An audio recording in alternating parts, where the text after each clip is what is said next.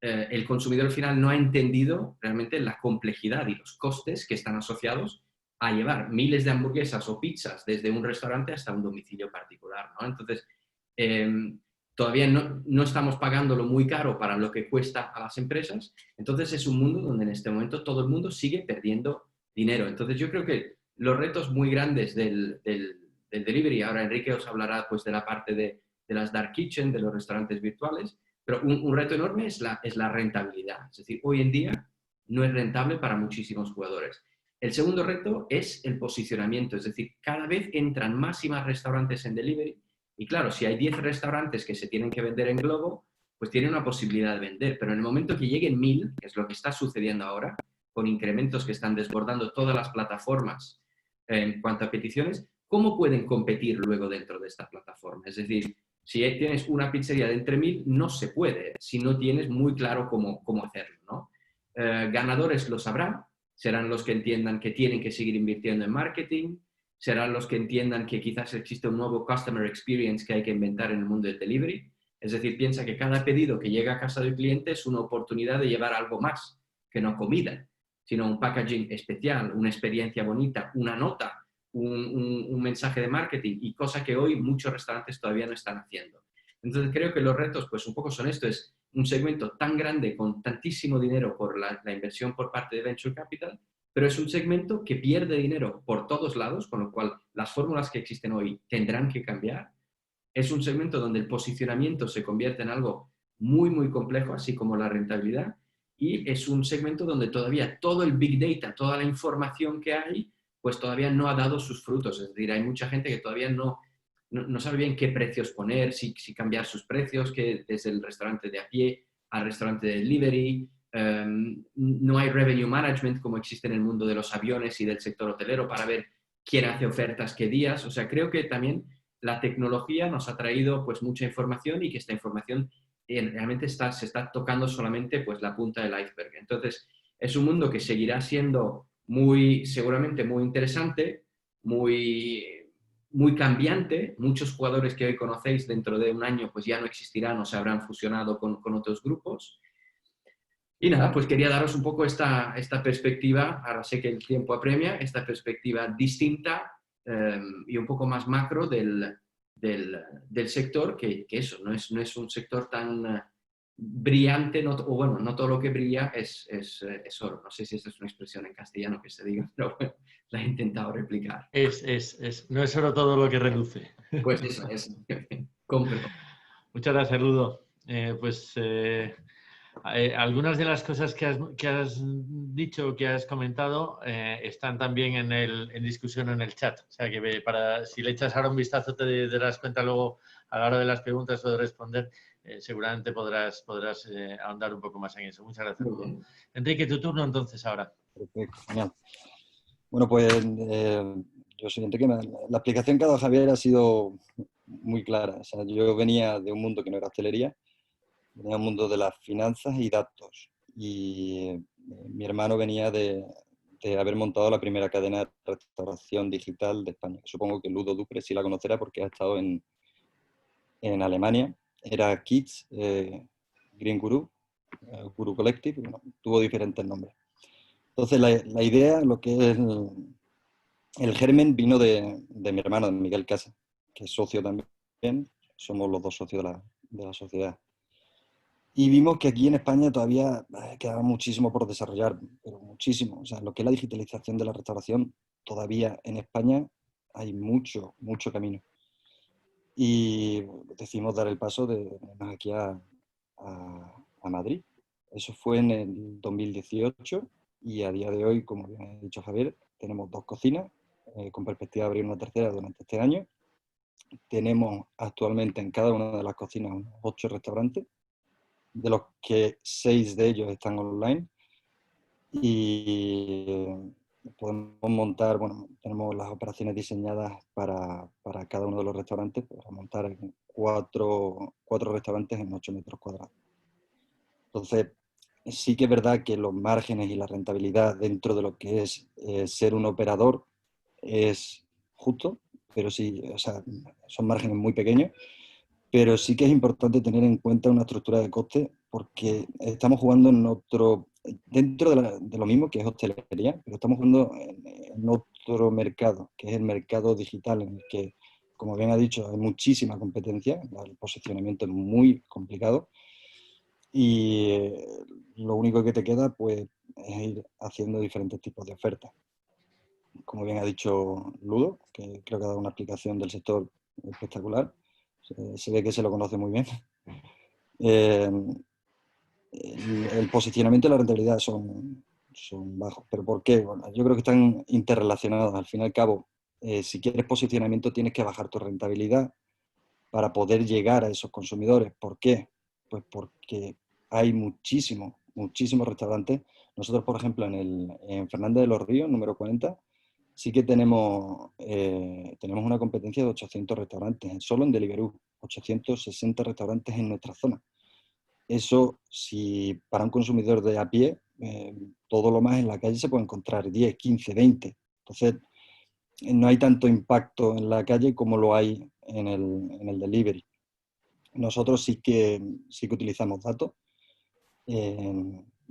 De hecho, gracias a eso seguimos adelante porque es muy importante tener una buena gestión de las ofertas, de saber por dónde tirar, cómo hacerlo, porque claro, a lo mejor esta semana que está todo el mundo de oferta, pues yo no voy a obtener nada. Entonces prefiero bajar mis márgenes y seguir aumentando en ventas y al fin y al cabo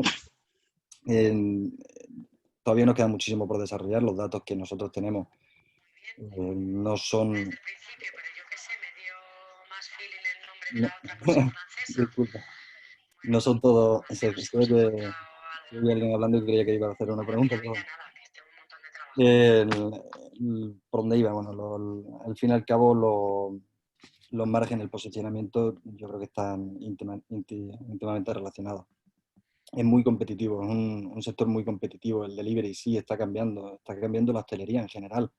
Tenemos que tratar con datos. Si no se trata con datos, como iba diciendo, nosotros no tenemos todos los datos porque sí que es verdad que no tenemos un punto de venta directo nosotros con el cliente, son solo y exclusivamente a través de las plataformas y, y no controlamos todos los datos. O sea, no sabemos el cliente cómo ha visto el menú, si se ha parado en el... O sea, no controlamos todo y cada uno de los datos, no tenemos los datos del nombre del cliente.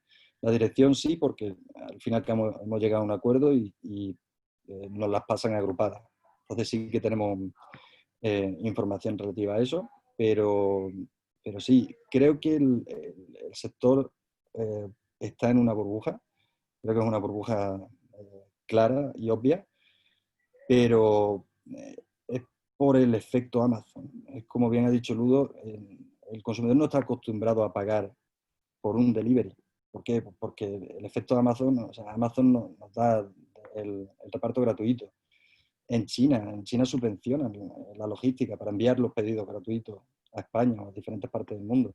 Entonces, todavía queda mucho por acostumbrar. Es un mercado que sí, que al fin y al cabo existe, se tiene que probar, pero se tiene que también acostumbrar al consumidor, al fin y al cabo, porque si no se le acostumbra, va todo el mundo a perder, y sobre todo las plataformas. En las plataformas solamente pueden sostenerse hasta cierto punto, hasta que se les acabe la financiación. Entonces, sí, es una burbuja, se irán unificando. Ahora mismo, bueno, el otro día, la semana pasada, leí un artículo sobre que Uber Eats iba a comprar GrabHub o estaba haciendo una propuesta de compra, porque al final esto funciona con volumen. O sea, al ser márgenes pequeños y tener que cubrir una serie de costes fijos, también otros variables, pero o sea, mínimo tienes que cubrir una serie de costes. Esto funciona con volumen. Si tú no tienes volumen, un restaurante tradicional, por ejemplo, no podría aumentar, o sea, no podría aguantar el cubrir esos costes. ¿Por qué? Pues porque su estructura es completamente diferente. O sea, ellos tienen un alquiler mucho mayor, mayor personal. Al fin y al cabo, tienes que ir jugando con lo que tienes, o sea, con lo que conoces.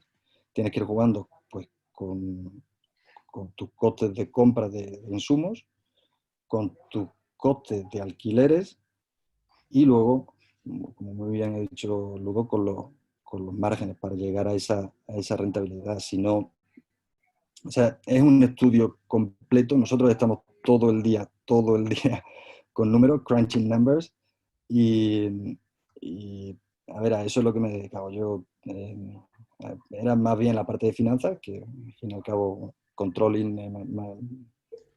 son números, y a eso es lo que me dedico, a sacar pues diferentes tipos de informes, saber por dónde podemos tirar, qué es lo que podemos hacer para no perder dinero. ¿Por qué? Pues porque el 80% de todos los pedidos van a cadenas grandes. 80, el 70, depende. O sea, la mayoría del volumen de delivery va hacia las cadenas grandes. ¿Y por qué? Pues por lo mismo que ha dicho Ludo, por el posicionamiento. ¿Por qué? Porque a las cadenas, o sea, a las plataformas les interesa que esas cadenas estén ahí arriba porque les traen nuevos clientes y al final van creciendo. Y luego el 20%, 30% restante sí que lo reparten entre los pequeños restaurantes, los que tienen pocas localizaciones. Y eso, o sea, si te quedas con el 20% de todo el volumen, sí. Pero si te quedas con un 1%, un 2% de todo el volumen de ese 20%, sigue siendo bajo, sigue siendo bajo. Entonces, la única manera que queda es seguir creciendo, seguir aumentando el número de restaurantes, el número de impactos para los clientes, porque al fin y al cabo son pequeñas ventanitas que tenemos nosotros para llegar al consumidor y cada uno, cada día, pues consume un producto diferente. O sea, a mí hoy me apetece poké, mañana me apetece un restaurante coreano, pues bueno, yo te doy toda la carta desde un mismo punto. Y al final es ir abarcando lo que es, también queremos abarcar desayunos, pero todavía de momento no lo hacemos, pero es ir abarcando lo que es toda la gama durante 24 horas. O sea, la intención es estar abierto, robotizar, que estamos en contacto ahora mismo con, no sé si lo conocéis, supongo que sí, Brobot 5, es una empresa que se dedica, bueno, a robótica. Son pequeñitos también, pero bueno, estamos ahí investigando a ver qué es lo que podemos hacer juntos y a ver cómo podemos colaborar para ir introduciendo ese tipo de robótica, porque sí que el labor, lo que es el coste de personal, es un coste elevado. Entonces hay que ir gestionándolo de la mejor manera. Y bueno, simplemente decir para terminar, nosotros con el tema de la pandemia hemos visto, al fin y al cabo, el gobierno ha impuesto que se consuma el delivery, lo ha impuesto, y sí que hemos visto un crecimiento brutal sobre todo las 2 primeras semanas de confinamiento. Fue un crecimiento brutal día tras día. Y ahora sí que nos hemos mantenido con una base de clientes un poquito menor que esas 2 primeras semanas, pero mucho mayor que las anteriores. Entonces, aquí hay futuro, sí, hay burbuja también, pero todo es ir acostumbrando al consumidor a ir pagando un poquito más para que todo este ecosistema funcione a largo plazo. Muy bien, gracias Enrique. Oye, yo tenía una pregunta para los dos y luego ya José María controla el ritmo de preguntas. Me ha gustado mucho, Enrique, lo que has dicho, que tú te dedicas al mercado digital, ¿eh? Es decir, que tú estás como aquel que dice en otro mundo, compitiendo con tus 960 restaurantes que tienes en la zona, ¿no? Pero la pregunta que os hago a los dos, porque Ludo, tú también te dedicas a la consultoría para restaurantes tradicionales, ¿no? Que intentan dar sus primeros pasos en el mundo del delivery, del takeaway. Incluso hace poco hemos firmado un acuerdo con una plataforma digital que está especializada en el click and collect y en el takeaway. Es decir, ellos no cobran ese 30% que cobran las plataformas, pero sin embargo el cliente tiene que hacer el esfuerzo de ir a recoger la comida, ¿no? Cosa que desde el punto de vista económico tiene mucho más sentido que lo de pagar a un rider para que te traiga las cosas a casa, ¿no? Entonces, la pregunta que os hago a los dos es, estos restaurantes tradicionales que hoy ven que solamente tienen el 50% de la terraza y mañana va a ser el 50% de la terraza y el 50% del exterior, y están viendo la posibilidad de decir, oye, pues ¿por qué no me meto yo en el mundo del takeaway, ¿no? ¿Cuál es vuestra visión, ¿no? ¿Cuál es vuestra visión de si eso tiene recorrido, si no? si se van a meter dentro de una plataforma y va a pasar eso que decís, que va a ser un italiano más de los 1000 que me ofrece la plataforma. ¿Qué pensáis de esto? ¿Hay recorrido por ahí? ¿Cómo lo veis? Yo creo que hay muchísimo recorrido. Lo que hay es un gran problema de manejo de las expectativas. Entonces creo que es una carrera que puedes ganar, pero la tienes que correr. Y algunos restaurantes pues piensan que solo entrando en delivery pues te tienen que vender automáticamente, ¿no? Piensa que un restaurante que ya está vendiendo, o sea, que ya tiene su terraza abierta, ya tiene su chef, ya tiene su personal, ya tiene la luz encendida, si se pone en delivery como suplemento, como complemento, no tiene que pagar el personal, porque ya lo tiene en este momento. Entonces, su rentabilidad es mayor. Lo que pasa es que es muy interesante para él, pero tiene que darse a conocer. Lo que decía también Enrique, es decir, oye, para darte a conocer, si te pones en Globo nada más el primer día, yo conecto a muchos restaurantes y tienen pues su impresora, miran y se ponen a mirarla a ver si salen pedidos y no sale nada. Porque si tú no te pones a hacer promociones agresivas, no das a conocer y tal, no entran normalmente pedidos. Entonces, yo creo que para muchísimos restaurantes hay potencial, pero tienen que hacer las cosas bien hechas, como siempre han hecho hasta ahora con su restaurante físico, y tienen que tener las expectativas correctas en cuanto a lo que tienen que invertir y la paciencia que tienen que tener para conseguir posicionar bien su restaurante. Yo también quisiera añadir al tema del takeaway, sí que es muy interesante. Al fin y al cabo,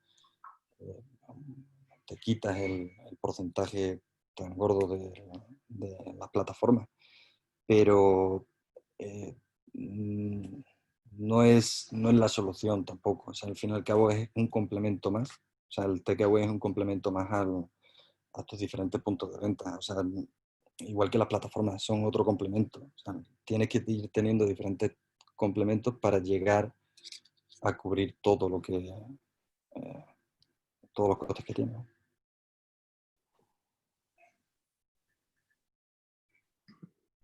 Iba a ponerme a hablar y me he dado cuenta, gracias Enrique, gracias que tenía el micrófono ahora, pero oye, hay dos temas fundamentales. Antonio quería hacer una pregunta, pero como quiero ser un poco más protagonista, pues te aguanto un poco.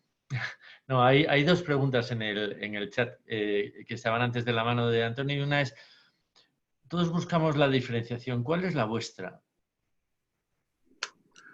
Eso supongo que es para mí o... por ejemplo. No. A ver, nosotros actualmente lo que sí trabajamos, no estamos haciendo mucho esfuerzo de marketing, o sea que no mostramos al cliente ninguna diferenciación, sí que lo mostramos con el producto en sí. La calidad de nuestro producto, nosotros minuciosamente hemos hecho todos los menús y toda la estructura de esos platos para que poder ofrecer más a un menor precio. Esa es nuestra diferenciación. Al fin y al cabo es precio. Nosotros sí que podemos hacer una diferenciación fuerte en precio para contribuir al consumidor, con el consumidor y luego la calidad de esos productos, porque muchas veces en el precio redunda también la calidad. Nosotros hemos visto probarlo para que comprobéis que sí, que la calidad es excelente. Nosotros, bueno, por poner un ejemplo, el tema del salmón, no lo comunicamos porque no lo ponemos en ningún sitio, pero por ejemplo el salmón, nosotros lo maceramos, como lo hacen los sushi, con un pelín de azúcar y un pelín de sal para que pierda toda esa grasa y se concentre más el sabor. Y, por ejemplo, las hamburguesas que tenemos, nosotros, por ejemplo, la carne que utilizamos es de los Montes de Toledo, es carne ecológica. Esa carne yo raramente la he encontrado en cualquier hamburguesería. Entonces, sí, nuestra diferenciación, comunicarla, no la comunicamos con el producto. Una vez nos piden, el cliente se queda. Normalmente se suele quedar. Gracias, Enrique. ¿Algún comentario, Ludo? Vamos a la siguiente pregunta de Antonio. Yo creo que hay unos aspectos que son interesantes y que van a llegar o están llegando. También lo traigo de mi símil siempre con la llegada de la distribución a los hoteles, ¿no? Una de estos es y ahí fallaron las plataformas tipo Expedia y Booking. Uno es los programas de fidelidad, de loyalty, es decir, Claro, cuando yo pido algo muchas veces me gustaría que me reconozcan de alguna manera, me gustaría tener algún descuento de alguna manera, y eso es algo que todavía en el mundo del delivery no está funcionando del todo bien. También depende de los países, se van haciendo pruebas y tal. Entonces creo que ahí pues hay un espacio para también el restaurante llegar más. Y la puesta en escena, ya lo mencioné antes, creo que es importante, el packaging es cada vez más importante, la gente está dispuesta a pagar los 20 céntimos más para pasar de lo que es una entrega de un plato a lo que es realmente un unboxing experience, ¿no? O sea, es distinto según cómo te llegues. En esto, Javier, pues hemos tenido varias conversaciones, lógicamente, de cómo maximizar esto. Y por último, muy rápidamente, creo que es muy interesante lo que decías, Enrique, la comunicación.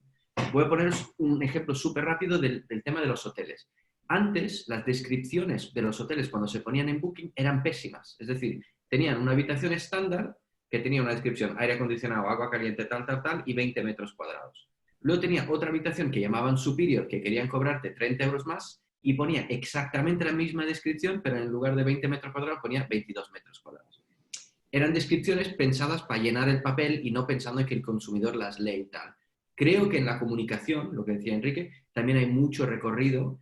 Las plataformas antes no te permitían todas fotos, ahora van implementando fotos y mucha gente pues tiene mala fotografía, te permiten descripciones y la gente pues igual no le pone este cariño a poder explicar. Y el consumidor sí que se pasa tiempo leyendo y viendo fotos y tal. Entonces creo que la comunicación, tanto in-platform como in-box, es decir, cuando te llega a casa, es una cosa que para diferenciarse hay que comunicar más con el cliente.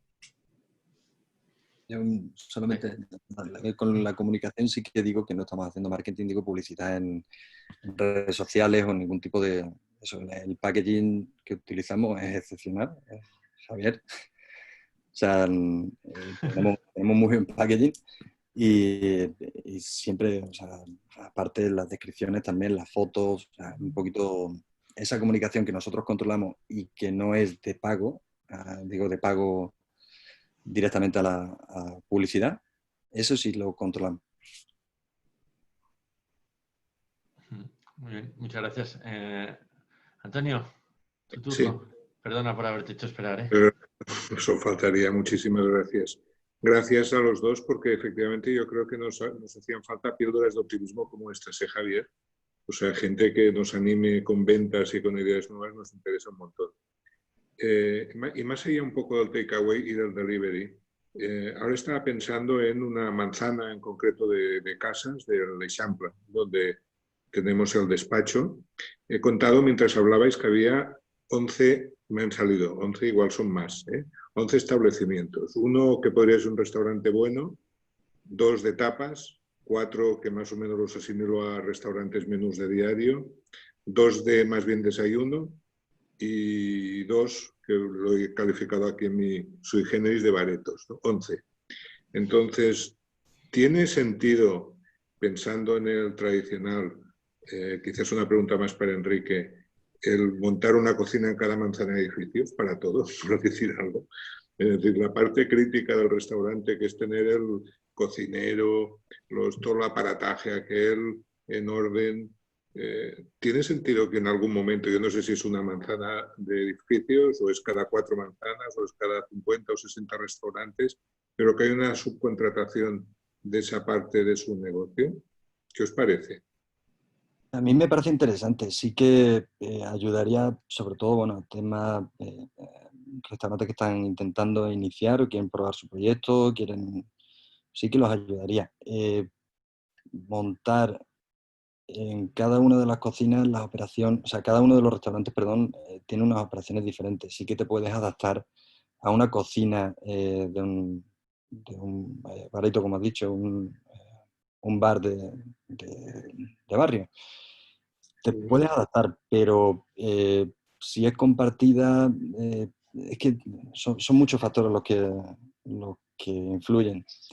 Hay empresas que se dedican a alquilar este tipo de cocinas. O sea, he visto varias y a nosotros, por ejemplo, no nos cuadró ninguna y sí que inicialmente intentamos alquilar también parte de nuestro espacio, pero es que al fin y al cabo son operaciones. O sea, el nivel o sea, el delivery es operaciones y costes para mí. Si tú no puedes adaptar tus operaciones a ese espacio, no vas a ese espacio. Entonces, sí tiene sentido montarlo, pero para mí, desde mi punto de vista, para empezar a testear. O sea, testeas y luego montas tu propio espacio, tu terreno. No sé si he respondido a la pregunta. Pero me parece interesante convertirse en algo así como proveedor, por ejemplo, de todos los menús del barrio, que al fin y al cabo yo creo que no difieren tanto entre un restaurante y otro. El menú, me refiero, por ejemplo, al menú diario, ¿no? A nivel de delivery, dice, de convertirse en... sí, pero lo dicho, Bueno, no sé si que se conviertan todos en cocina, por ejemplo. con la cocina para todos los que hacen menús en el barrio, ¿eh? Pero sí, o sea, tiene sentido. Cada vez vemos más bares de barrio en el delivery, pero ¿cuánto tiempo van a durar? Yo creo que en mi experiencia en estas cosas, una cosa es la respuesta que darían los dueños de estos negocios, que igual le ven la lógica inmediata, y otra cosa es lo que dicen los jefes de cocina de estos negocios. Y ahí es donde empiezan los problemas, ¿no? De que, hombre, no, mira, el aceite que usan estos no es el mismo que usamos nosotros, o las compras, el entrecote este que compra es tremendo, yo uso el otro. Entonces, centralizar varios negocios distintos en una misma cocina tiene que tener gente muy madura teniendo la conversación, porque si no se convierte en una pelea de gallos sobre si mi entrecote es mejor que el tuyo, si la sal... Y esto, pues a veces, este tipo de peleas destruyen las grandes ideas como la que acabas de mencionar. Muy bien, perfecto. Gracias. Gracias. En el chat también había comentarios sobre qué van a hacer las plataformas, cómo van a añadir valor al negocio cuando ahora lo único que, bueno, lo único, que es bastante, lo que está pasando es que entregan la mercancía y se quedan con un porcentaje muy alto del margen del restaurador y de qué manera el restaurador se tiene que organizar en sus escandallos para que su oferta de delivery sea una oferta que le siga siendo rentable para eso. ¿Qué harán las plataformas y qué deberían hacer los restauradores? ¿La respondo yo o Ludo? Sí, Enrique, sí, es para los dos, o sea que... Yo es bueno, que no he entendido del todo la pregunta. O sea, para aumentar la rentabilidad... O sea, hay dos cosas. Uno, la plataforma, las plataformas tienen unos... Juan, tú has hecho una de las preguntas. Si quieres ayudarme, te lo agradezco. Pero venga, Sí. tira, hazla tú.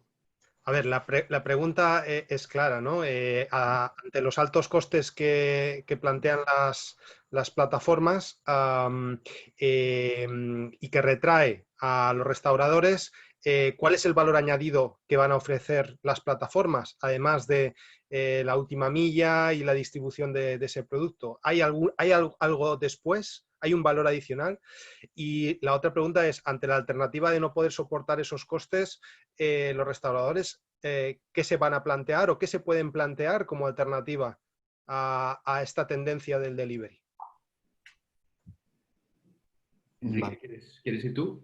Sí, a ver, yo creo que lo único que pueden realmente aportar después del delivery son los datos, sí. O sea, venderte esos datos a ti, porque sí que tienen esa información la van teniendo. O sea, al fin y al cabo,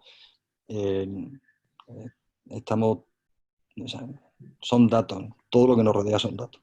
Yo creo que las plataformas sí que pueden aportar o dar ese punto extra a los restauradores, de decirle, pues mira, en vez de poner este plato aquí por lo más arriba, una estructura de menú diferente, o decirle que debe cambiar pues su plato. O sea, toda esa información, al fin y al cabo, puede ser un valor añadido de asesoría o de gestoría en general.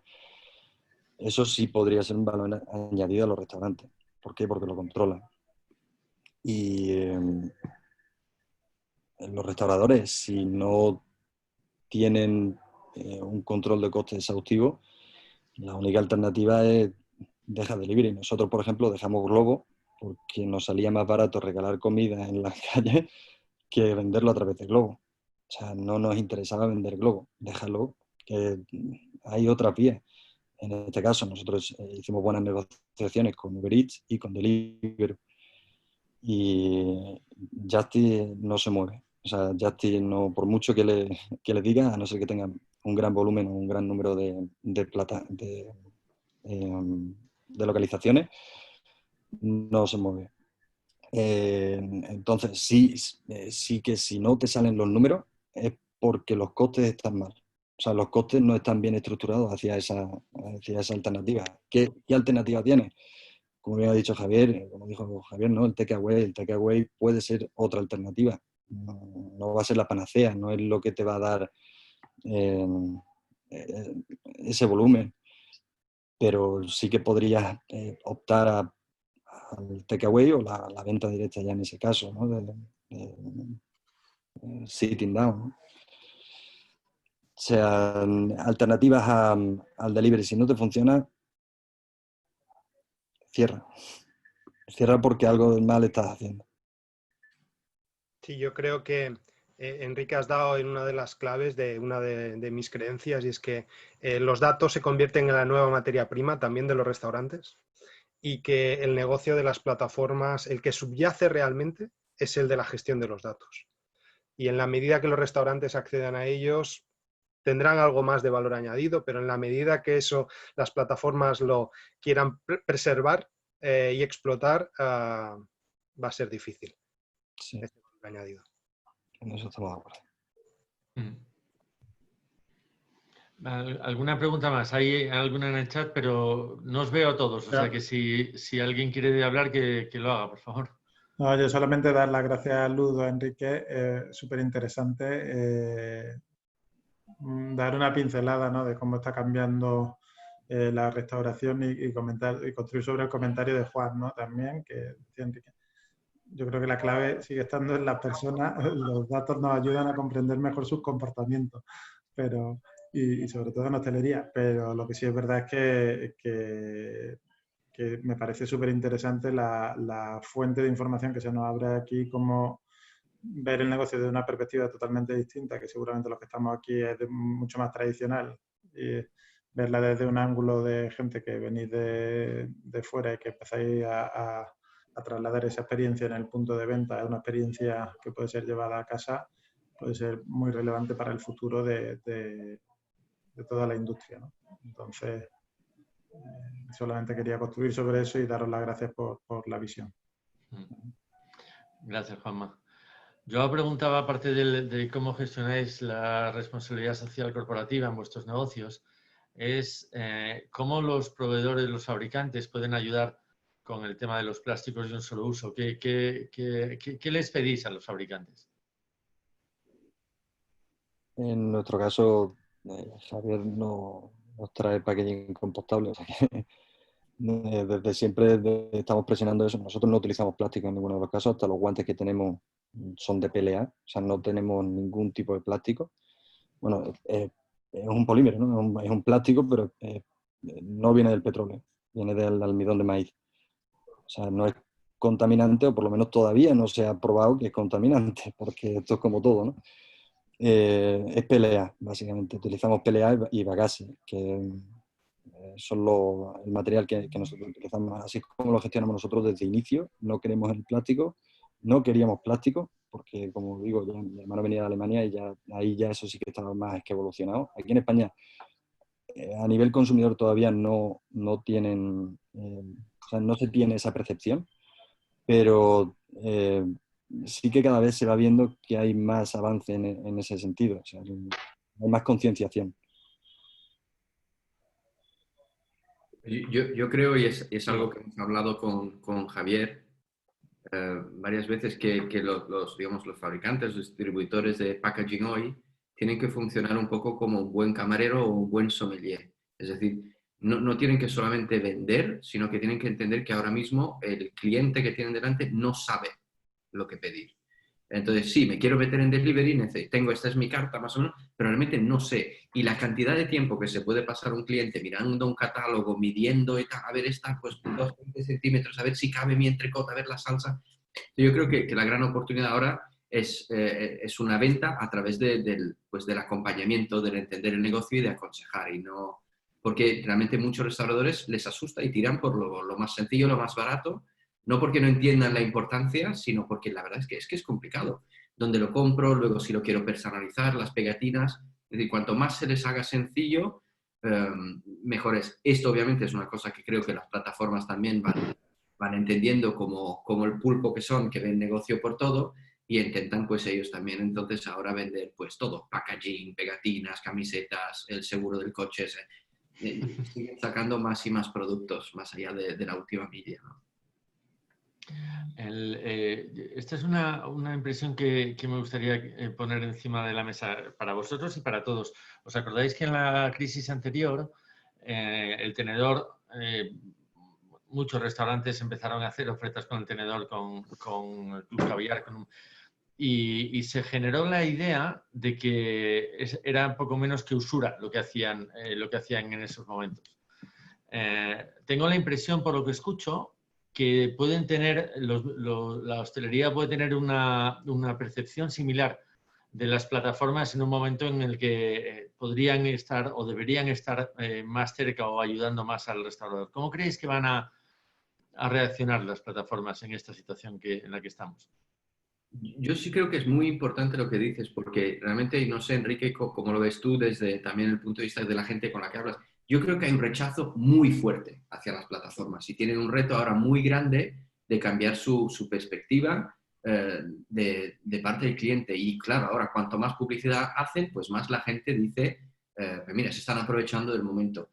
En realidad creo que el restaurador individual tiene que empower himself, tiene que coger más conciencia de su potencial y entender que estas plataformas son una herramienta gratuita hasta cierto punto de vista, sencilla, para que ellos puedan hacer marketing, llegar a clientes a los que antes no podían llegar, llegarles no solo con un anuncio, sino directamente con mi sándwich. O sea, llévame a casa del cliente este sándwich y que no me va a costar nada. Igual no le gano nada, pero me has promocionado a 6.000 clientes nuevos y les has llevado mi propio bocadillo. Esto es una oportunidad. Luego, a partir de ahí, tienes que tener tu estrategia de desintermediar, de cada vez que le mandas una bolsa. Lo que decía antes, muchos se quejan de la plataforma, pero cuando mandan la bolsa a casa del cliente, no hay una nota dentro diciendo llámame directamente la próxima vez. Entonces, es la queja entendida, que puedo entender, pero no es la queja que te va a llevar a triunfar y a solucionar este momento. Entonces, creo que sí, se ven como usura, pero que ellas mismas, las plataformas, tendrían que modular un poco más su discurso hacia esto. Es decir, ellos te están dando una oportunidad de llevar tu producto a casa de los clientes sin permanencias, sin costes fijos y al revés, hasta le puedes ganar dinero cada vez que tú envíes un bocadillo a casa de un cliente. Esto es parte de la promoción que creo que no están haciendo y en este momento se les añade tal desborde en cuanto a peticiones que todos sus call centers están colapsados. Entonces sí, están teniendo un momento donde yo no es que sea más a favor o menos de las plataformas. Lo que estoy a favor es de las perspectivas reales, ¿no? De ver las cosas por lo que son, sin prejuicios. Y creo que ellos necesitan una gran labor de customer relations para posicionarse mejor. Gracias. Bueno, yo si me permitís, ya que he hecho de presentación, yo deciros, ¿no? Las plataformas han venido para quedarse. Y cuando Amazon decidió en su día que te podía poner los pañales en casa en 2 horas, a todos nos pareció un disparate, pero si encima me lo dan gratis, yo como consumidor, pues encantado, porque en 2 horas tengo el pedido en casa y además no me cobran nada, ¿no? Pero intentar luchar contra los Amazon o los Globos es que es imposible, ¿no? Entonces yo lo que sí que creo es que en los restaurantes, no el restaurante digital como el de Enrique, que este está enfocado ya desde un inicio a esto, ¿no? Pero los restaurantes que están empezando a tener estas aventuras con las plataformas, acabarán haciendo cuenta y se darán cuenta que no salen los números por ningún lado. Otra cosa es tener el takeaway y lo que es el click and collect como algo tuyo, ¿no? Es decir, yo tengo una serie de clientes y habrá una serie de clientes que por las circunstancias en las que estamos no van a querer venir a mi restaurante hasta que no haya una claridad en cómo está lo del virus y tal. Entonces, sí que creo que a toda esta gente hay que ofrecerles la posibilidad de tener esta comida para recogerla y tomártela en tu casa.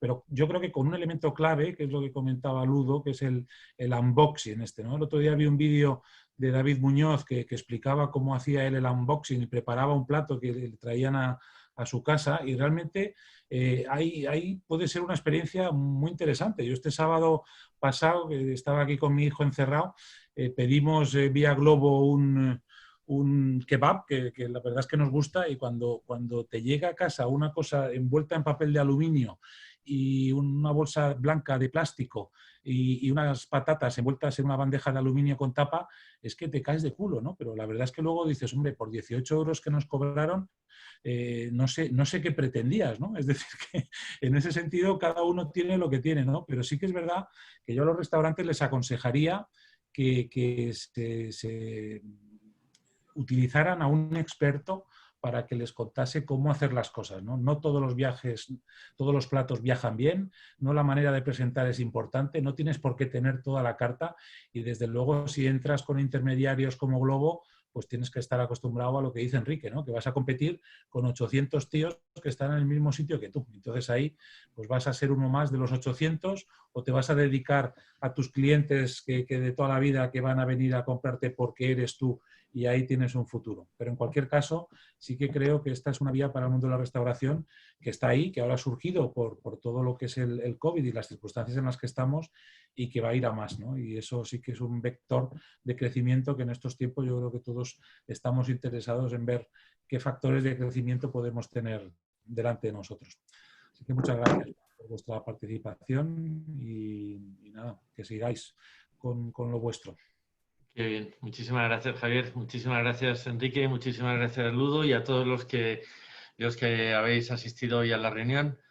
La reunión que viene, que será también el jueves de 1 a 2 de la tarde, va a tratar seguramente sobre algo que creo que nos interesa a todos, y es el marketing y la comunicación.